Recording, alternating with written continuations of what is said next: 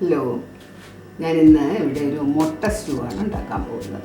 നമുക്ക് അപ്പത്തിനോ ചപ്പാത്തിക്കോ എല്ലാത്തിനും കൂടെ കഴിക്കാൻ പറ്റിയ ഒരു മുട്ട സ്റ്റൂ.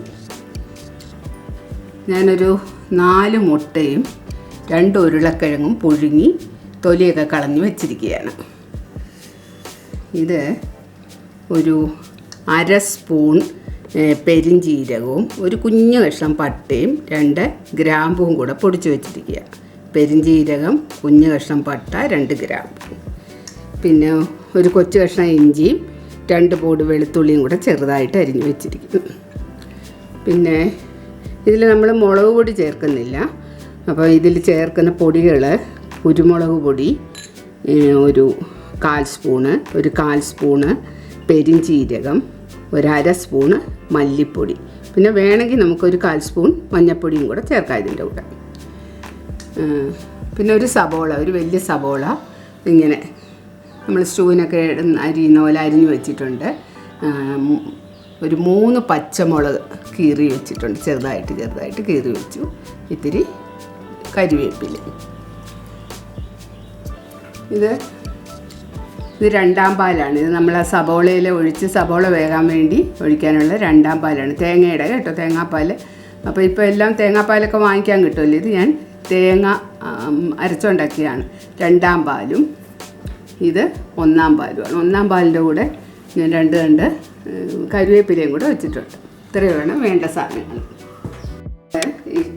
ആദ്യം ഒരു പാത്രം വെച്ച് കുറച്ച് വെളിച്ചെണ്ണ ഒഴിച്ചിട്ടുണ്ട്. എന്തെണ്ണ വേണേൽ ഉപയോഗിക്കാം. അതിലോട്ട് നമ്മൾ ആ പെരിഞ്ചീരകവും പട്ടയും ഗ്രാമ്പും കൂടെ ചതച്ചത് ഒന്നിട്ട് ഇളക്കും.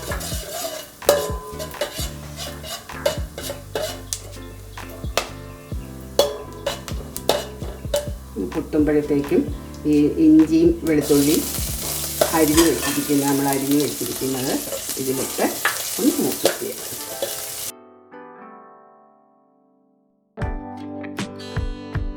ഇതിലോട്ട് പച്ചമുളകും സബോള അരിഞ്ഞതും കൂടി ഇടുക.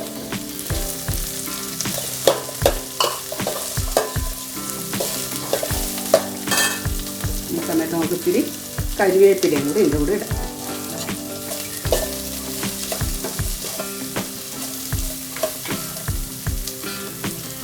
സബോള ഇട്ട സമയത്ത് തന്നെ നമുക്കിതിലോട്ട് കുറച്ച് ഉപ്പിടാം. പിന്നെ വേണ്ടത് നോക്കിയിട്ട് മൂക്കണ്ട, എങ്കിലും ഒന്ന് ചെറുതായിട്ട് ഇതാക്കണം. അപ്പോഴത്തേക്കും നമുക്ക് ആ പൊടികളൊക്കെ എടുത്ത് വെച്ചിട്ടുണ്ടല്ലോ. 1/4 സ്പൂൺ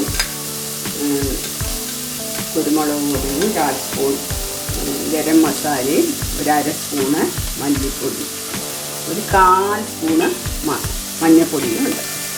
ഇതും കൂടെ നമുക്ക് ഇതിൻ്റെ കൂടെ ഇട്ട് ഒന്ന് മൂക്കിയിടാം.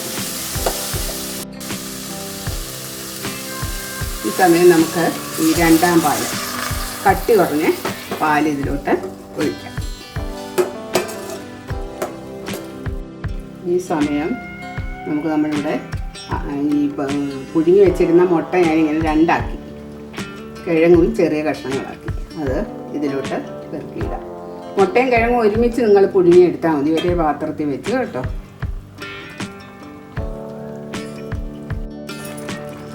ഏകദേശം ഇതെല്ലാം നല്ലപോലെ വെന്ത് അരപ്പൊക്കെ പിടിച്ചിട്ടുണ്ട്. അരപ്പൊന്നും വലുതായിട്ടില്ല, എങ്കിലും അതിൻ്റെ എസൻസൊക്കെ ഇതിലോട്ടൊക്കെ വന്നിട്ടുണ്ട്. ഈ സമയം നമുക്ക് നമ്മുടെ 1ാം പാല്, അതായത് കട്ടി കൂടിയ പാല് ഇതിലോട്ട് ഒഴിക്കാം.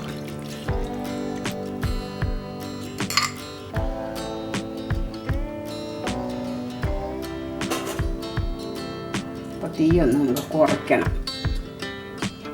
ഇപ്പം നമ്മുടെ സ്റ്റൂ ഒക്കെ റെഡി ആയിട്ടുണ്ട്. അപ്പം നമുക്ക് കുറച്ച് കരിവേപ്പിലയും കൂടെ ഇതിൻ്റെ മേളിലോട്ട് ഒന്ന് ഇതാക്കാം. എന്നിട്ട് പതുക്കെ തീ ഓഫ് ചെയ്യാം. നമ്മുടെ മുട്ട സ്റ്റൂ ഒക്കെ റെഡിയായി. മുട്ടയും ഉരുളക്കിഴങ്ങും ഒക്കെ ഇട്ട ഒരു നല്ല അടിപൊളി സ്റ്റൂ ആണിത്. വലിയ എരിവൊന്നുമില്ല, എന്നാൽ കുരുമുളകിൻ്റെയും പച്ചമുളകിൻ്റെയൊക്കെ എരിവുണ്ട് താൻ. അപ്പം നമുക്ക് പാലപ്പത്തിൻ്റെ കൂടെയോ അല്ലെങ്കിൽ നിങ്ങൾക്ക് ബ്രെഡിൻ്റെ കൂടെയോ ചപ്പാത്തിയുടെ കൂടെയോ ഒക്കെ ഇത് കഴിക്കാം. അപ്പോൾ എല്ലാവരും ഉണ്ടാക്കി നോക്കുക. നിങ്ങൾക്ക് റെസിപ്പിയൊക്കെ ഇഷ്ടമായെങ്കിൽ ഒരു ലൈക്ക് അടിക്കുക, കമൻറ്റുകളൊക്കെ തരിക. സബ്സ്ക്രൈബ് ചെയ്യാത്തവരുണ്ടെങ്കിൽ സബ്സ്ക്രൈബ് ചെയ്യുക.